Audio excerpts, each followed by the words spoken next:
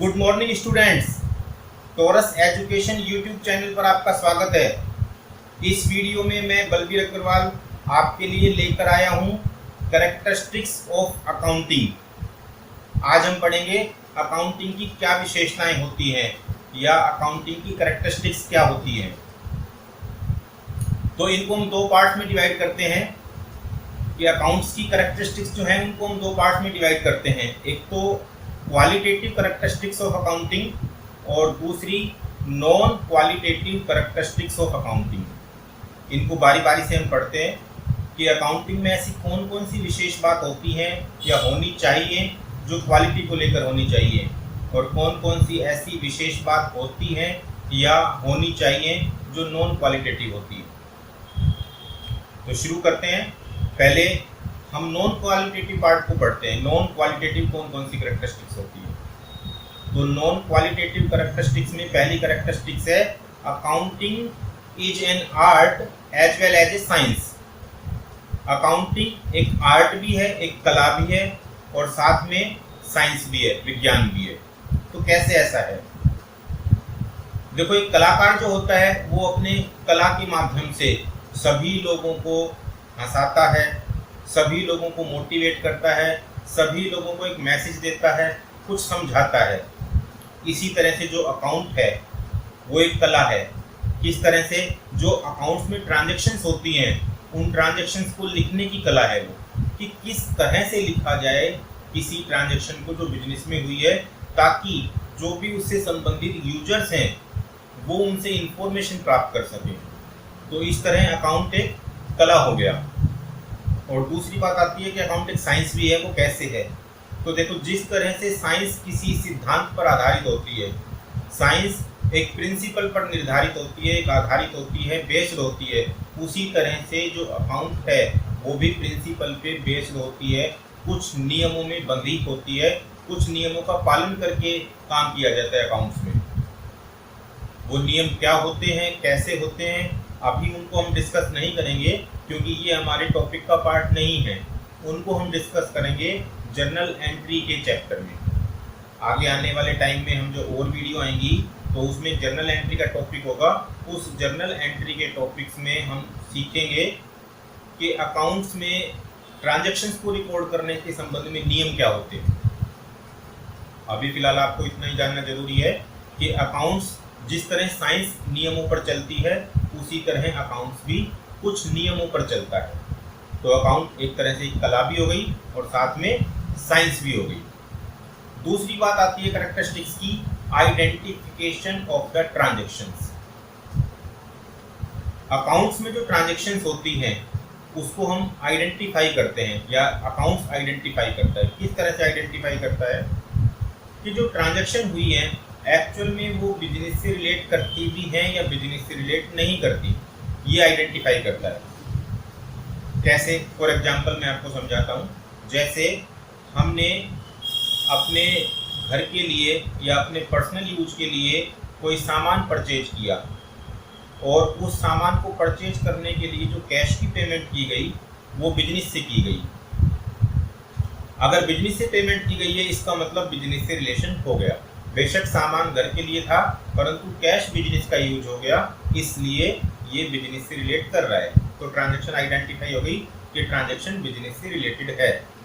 इसके रिवर्स, यदि हम घर के लिए सामान परचेज करते हैं और उसका जो पैसा पे करते हैं वो अपनी पर्सनल पॉकेट से ही पे करते हैं, तो यहाँ पर जो ये ट्रांजैक्शन हुई वो बिजनेस से रिलेटेड नहीं हुई। तो सेकंड अपनी कैरेक्टरिस्टिक समझ आ गई होगी आपको, identification of the transactions. Next third characteristics है अपनी recording in the terms of money. जो अकाउंट्स की कैरेक्टरिस्टिक्स है third, recording in the terms of money, इसका मतलब ये है कि हम अकाउंट्स में जिन बातों को लिखते हैं उनको हम मनी में मेजर कर पाएँ तभी हम उनको लिखते हैं। यदि हम किसी ट्रांजैक्शन को मनी में मेजर नहीं कर पाए या मनी में आइडेंटिफाई नहीं कर पाए या ये नहीं बता पाए कि एक्चुअल में इस ट्रांजैक्शन की वैल्यू कितनी है, तो हम उस ट्रांजैक्शन को अकाउंट में नहीं लिख सकते या नहीं लिखेंगे। इसको मैं एक एग्जांपल से आपको समझाता हूँ। जैसे हमने 5 कुर्सियाँ खरीदी, अगर इतना ही हमें पता है कि हमने 5 कुर्सियाँ खरीदी, ये नहीं पता कि ये 5 कुर्सियाँ कितने रुपए की खरीदी, ओनली हमको पता है 5 कुर्सियाँ खरीदी, 5 चेयर्स हमने परचेज की, तो इसको हम नहीं लिख पाएंगे क्योंकि हम इसको मनी में मेजर ही नहीं कर पा रहे। यदि हमको ये पता है कि हमने 5 चेयर्स परचेज की है, 5 कुर्सियाँ खरीदी है और एक कुर्सी जो है वो 500 रुपये की है, तो हम मनी में मेजर कर पा रहे हैं कि 5 कुर्सी और एक कुर्सी 500 रुपये की है, उसके हिसाब से जो 5 कुर्सियों की कीमत है वो 2500 रुपये होगी, 2500 रुपीज़ होगी। तो यदि हम मेजर कर पा रहे हैं मनी में तो हम इसको लिखेंगे, और मेजर अगर नहीं कर पा रहे हैं तो नहीं लिखेंगे। 3 कैरेक्टरिस्टिक्स आपको समझ आई होंगी। नेक्स्ट जो हमारी कैरेक्टरिस्टिक्स है वो है क्लासीफाइंग। क्लासीफाइंग जैसे कि नाम से स्पष्ट हो रहा है, क्लासीफाई का मतलब होता है वर्गीकरण करना, बांट देना, अलग अलग छांट देना, बंटवारा कर देना। तो जितनी भी हमने ट्रांजैक्शंस रिकॉर्ड की हैं, जो जर्नल में रिकॉर्ड करेंगे, जर्नल कैसे बनाए जाते हैं वो मैंने अभी आपको बताया कि हम आगे आने वाले चैप्टर्स में सीखेंगे।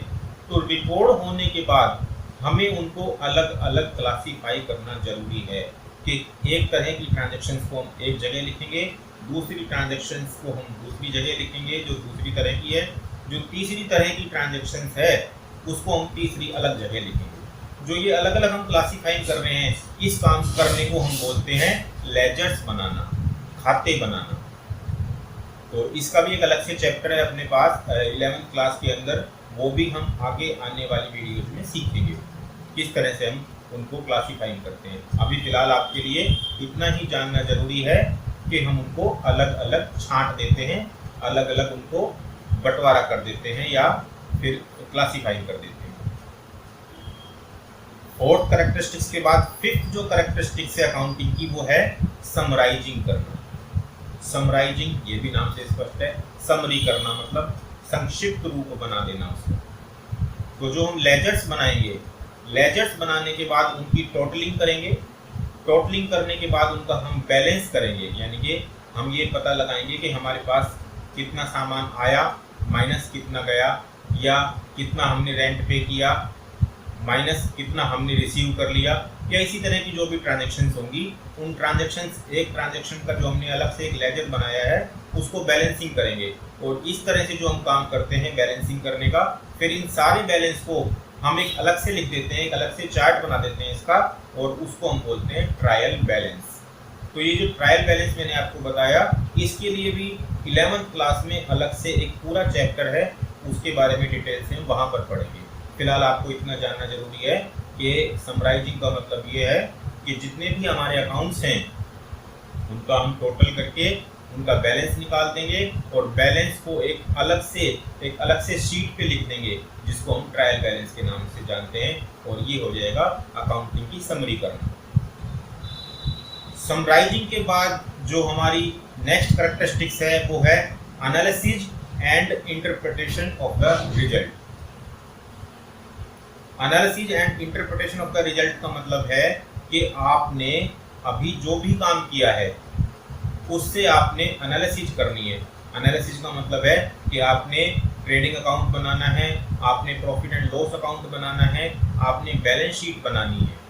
ये सारे काम आपने करने हैं ताकि आपको बिजनेस की इंफॉर्मेशन का पता लगे कि बिजनेस आपका किस लेवल पर स्टैंड कर रहा है, आपके बिजनेस की फाइनेंशियल पोजीशन कैसी है। तो इन्हीं सभी बातों को हम एनालाइज करेंगे ट्रेडिंग, P&L और बैलेंस शीट बनाकर, और उसके बाद उसको ग्राफिकली हम इंटरप्रेट कर देंगे, ग्राफ पे बना देंगे। नेक्स्ट कैरेक्टरिस्टिक्स हमारी अकाउंटिंग की आती है कम्युनिकेशन ऑफ द रिजल्ट, या फिर कम्युनिकेटिंग ऑफ द रिजल्ट भी कह सकते हैं। कम्युनिकेशन ऑफ द रिजल्ट का मतलब है कि जो आपने अभी रिजल्ट तैयार कर लिया है, आपने अपनी बिजनेस की जो फाइनेंशियल पोजीशन के बारे में पता लगा लिया है, उस पोजीशन को या उस रिजल्ट को उन संबंधित पार्टीज को डिलीवर करना जो आपके बिजनेस से संबंधित हैं। जैसे कि आपके बिजनेस से संबंधित लैंडर्स हो गए, लैंडर्स वो व्यक्ति जिन्होंने आपके बिजनेस को लोन दिया हुआ है, या फिर क्रेडिटर्स हो गए वो व्यक्ति जिन्होंने आपको उधार माल दिया हुआ है, या आपके एम्प्लॉइज जो आपके यहाँ पर काम करते हैं, तो जो भी संबंधित कर्मचारी जिस तरह की सूचनाएं चाहता है उस तरह की सूचनाएं या उस तरह की इंफॉर्मेशन उनको आप प्रोवाइड कराते हो या अकाउंट प्रोवाइड कराता है।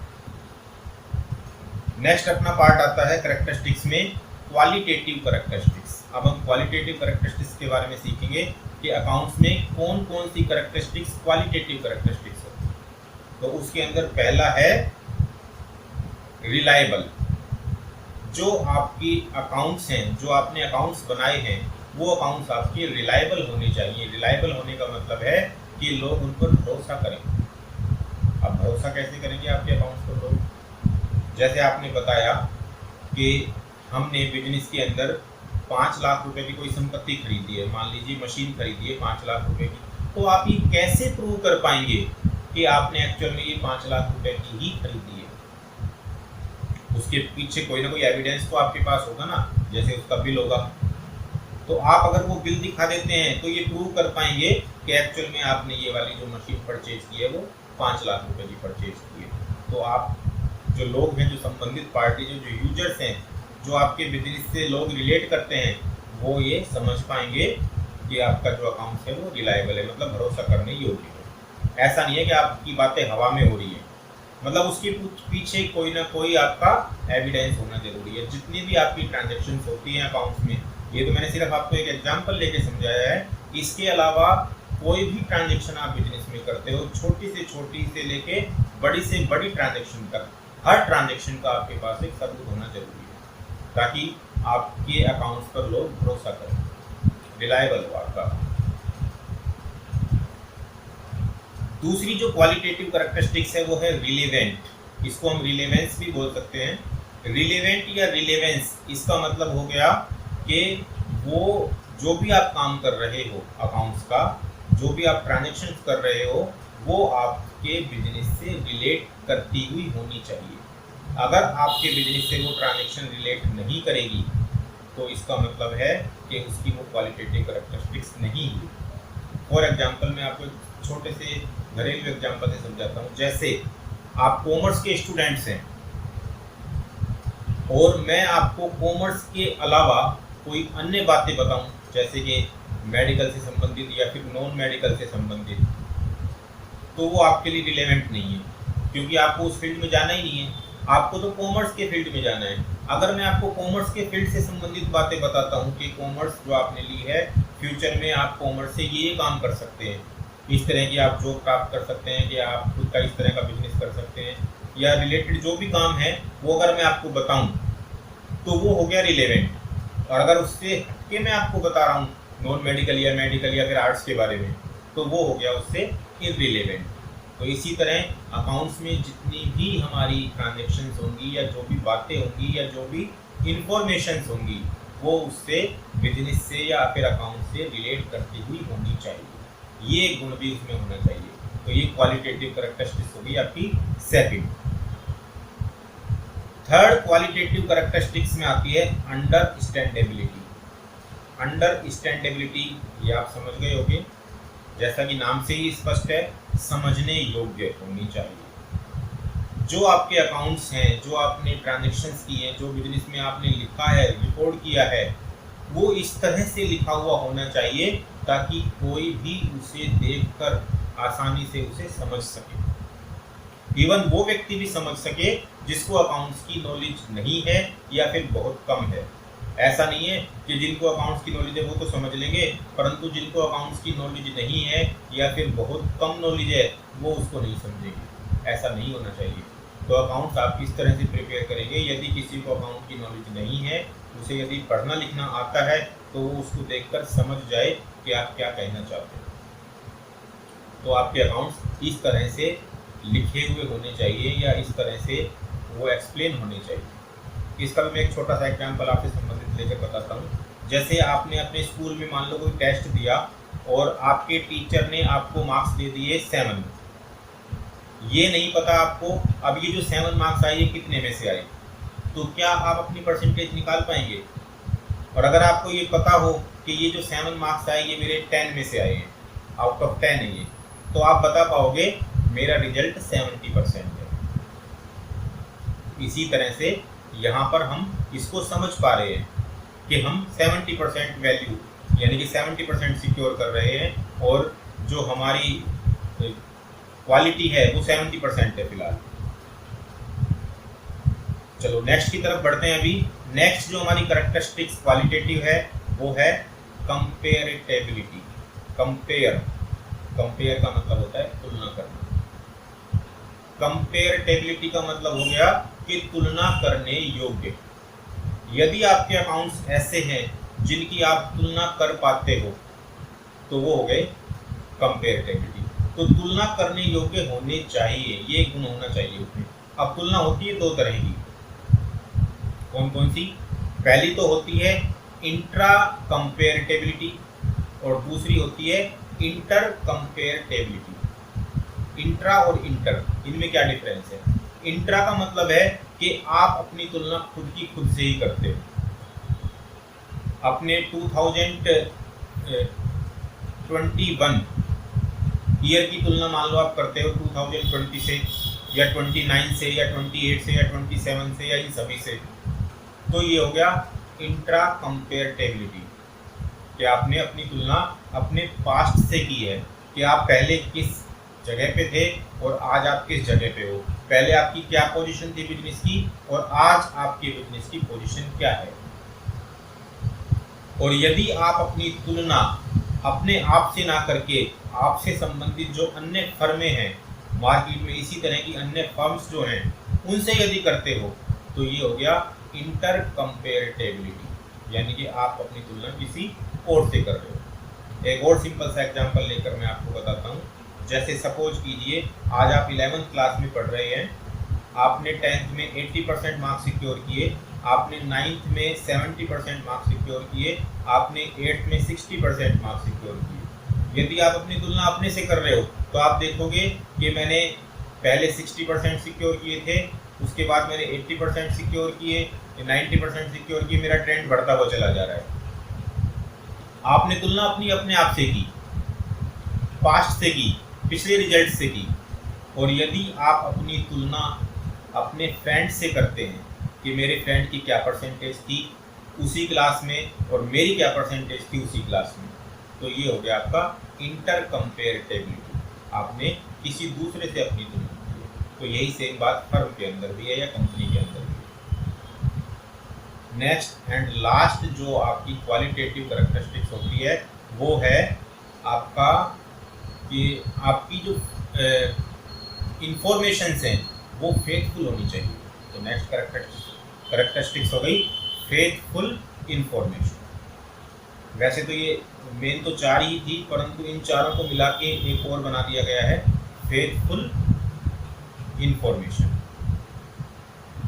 कि जितनी भी आपने ये इंफॉर्मेशन दी हैं कि आपने अकाउंट्स में जो बनाया है, जितनी भी इंफॉर्मेशन आपने यूज की है, जो भी आपने वाउचर लगाए, मतलब जितना भी काम किया है वो टोटल आपका फेथफुल है, विश्वसनीय है, विश्वास करने योग्य है। आई होप कि ये सभी आपको अच्छी तरह से समझ आ गया होगा कि अकाउंटिंग की जो कैरेक्टरिस्टिक्स हैं वो कौन कौन सी होती हैं। तो मैंने आपको एक बार थोड़ा समरी कर देता हूँ। 2 तरह की कैरेक्टरिस्टिक्स में मैंने आपके कैरेक्टरिस्टिक्स को डिवाइड किया, एक तो क्वालिटेटिव और एक नॉन क्वालिटेटिव। क्वालिटेटिव में मैंने आपको बताया ये 5 तरह की बातें, रिलायबल होनी चाहिए, रिलेवेंट होनी चाहिए, अंडरस्टैंडेबल होनी चाहिए, कंपेरेटेबल होनी चाहिए और फेथफुल होनी चाहिए। और उसमें मैंने आपको बताया कि नॉन क्वालिटेटिव थी कि ये आर्ट भी है एज वेल एज साइंस भी है और ट्रांजैक्शंस को आइडेंटिफाई करती है। तीसरा मैंने आपको बताया कि ये आपकी मनी में मेजर होने योग्य होनी चाहिए, मनी में मेजर हो जाती है तभी इसको रिकॉर्ड किया जाता है। 4th मैंने आपको बताया क्लासीफाइंग, 5th मैंने आपको बताया समराइजिंग, 6th मैंने आपको बताया एनालाइजिंग या एनालिसिस और 7th मैंने आपको बताया कम्युनिकेटिंग ऑफ द रिजल्ट। तो आशा करता हूँ कि आपको मेरे द्वारा ये कैरेक्टरिस्टिक्स जो बताई गई हैं अकाउंट्स की ये अच्छी तरह से समझ आई होंगी। फिर भी आपको अगर किसी पॉइंट पे कोई डाउट रहा हो तो आप कमेंट बॉक्स में लिखकर ज़रूर पूछिएगा कि आपको कहाँ पर क्या डाउट रहा, ताकि मैं आपको वो बात बता पाऊँ या समझा पाऊँ। तो इसी तरह की वीडियो देखते रहने के लिए आप हमारे चैनल्स को सब्सक्राइब कर लीजिए और वीडियो पसंद आया हो तो लाइक बटन प्रेस कर दीजिए, और आने वाली जितनी भी वीडियोज हैं उनको आप इसी तरह से प्यार देते रहिएगा, देखते रहिएगा। टोरस एजुकेशन संस्थान से संबंधित अधिक जानकारी के लिए आप हमसे संपर्क कर सकते हैं। धन्यवाद। You can contact us for information related to Taurus Education Institute. Thank you.